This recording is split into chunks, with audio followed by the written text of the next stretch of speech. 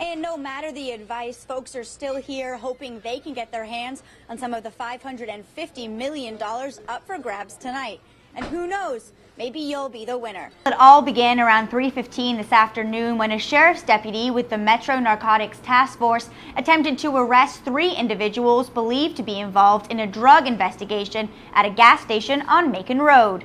Restrictions include no excessive water use, which means no washing your car. You also can't use this to water your grass during times of peak heat. Initially, Columbus police called this case a suspicious death, but police tell me after an initial examination of the body at the morgue, they have changed the classification to murder. And you'll remember, because of the hyped media attention around the trial of Harvey Updike Jr., there has been a gag order put in place, meaning that officials here at Auburn University can no longer give updates to the media. But they did release a written statement today, which says that Auburn fans, you'll be in luck. You can toilet paper these trees after the games this year. So that's still going to be a tradition here at Auburn University. Live in Auburn, Liz Buckthorpe, WRBL News 3 on your side.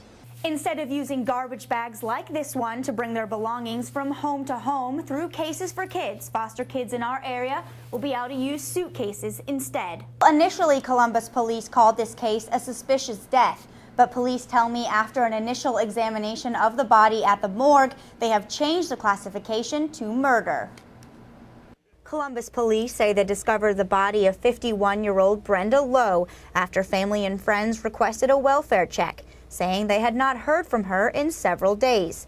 Upon arrival, police found Lowe dead in her home on Thomas Street. Friends and family gathered outside her Midtown apartment as the investigation continued. Longtime friend Audrey Thomas stopped by after hearing of her friend's death.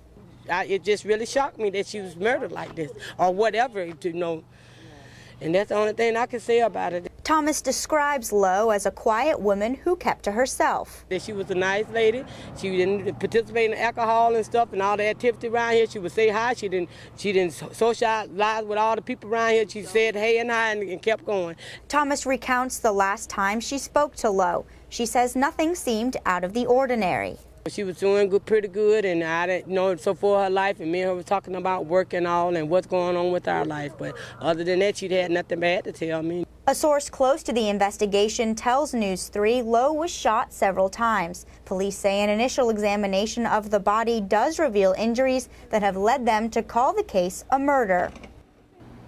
Detectives were on the scene until about 8 o'clock this evening gathering evidence. They say they plan to keep the area sealed until at least tomorrow to ensure they have gathered all the necessary evidence. At this time, police say they have no suspects and are not following any leads. As you can see, the majority of the branches behind me are gone, and their fans are left with skeletons of these iconic trees. Officials with the university tell me the trees were pruned for safety reasons, a recommendation given by the Tree Preservation Committee here at Auburn University. They're cutting all my little arms on my trees down, and I'm sad, and I've been sharing tears about it. Self-proclaimed die-hard Auburn fan Penny Wagner looks on with her Tumors Drugs lemonade in hand as the branches hit the ground. It's sad, and it hurts our Auburn family. She says it will be strange walking the streets of downtown and not seeing the trees like she remembers them. A new member to the AU family, freshman Duncan Emery, calls the poisoning repulsive and disrespectful. He says he has his fears that the tree's transformation might affect fans during the upcoming football season. I've talked to a few people. They seem like they're still ready for football season. We're going to win it all this year every time, but I think afterwards, everyone down here at Tumors Corner and everything, everyone's going to have a lower morale. They're going to see the trees dead. It's going to affect it afterwards. He says he hopes to see the trees return to their former glory during his 4 years as a Tiger. Auburn resident Seth Granberry calls the pruning an end of an era. There's people that have been to school here before and have gone through it. It's a sad day for that. But Granberry provides some perspective. He says he feels greater things are in store for the university, adding this transformation is not the end of the world. And you'll remember, because of the hyped media attention around the trial of Harvey Updike Jr., there has been a gag order put in place, meaning that officials here at Auburn University can no longer give updates to the media. But they did release a written statement today, which says that Auburn fans, you'll be in luck. You can toilet paper these trees after the games this year. So that's still going to be a tradition here at Auburn University. Live in Auburn, Liz Buckthorpe, WRBL News 3 on your side. Scorching temperatures, dry air, and dead grass. It's been a summer of drought. This map of the United States shows the areas of the nation hardest hit. The darkest shade of red means exceptional drought. As you can see, there's a lot of red in Georgia and Alabama. Back in June, we had a very dry month, high heats, but also dry weeks.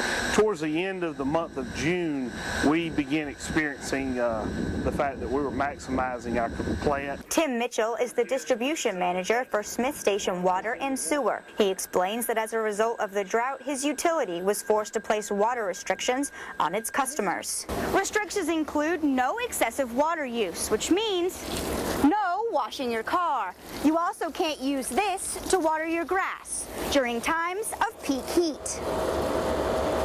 But thanks to the rain, changes are on the way. It has maintained us to where we can get through, and I believe if we can make it through the rest of this month, we'll be in good shape and the restriction will be lifted. Across the border in Georgia, the drought is hitting residents and businesses even harder. But thanks to the Water Conservation Act, statewide water restrictions are already in place, creating little to no problems for city water suppliers. We have an excellent water source in Lake Oliver, and probably since the 50s when we started pulling water out of Lake Oliver, we've never had a scarcity of water supply. Davis adds that even with the drought, Columbus Waterworks was able to exceed customers' high demands. In Columbus, Liz Buckthorpe, WRBL News 3 on your side.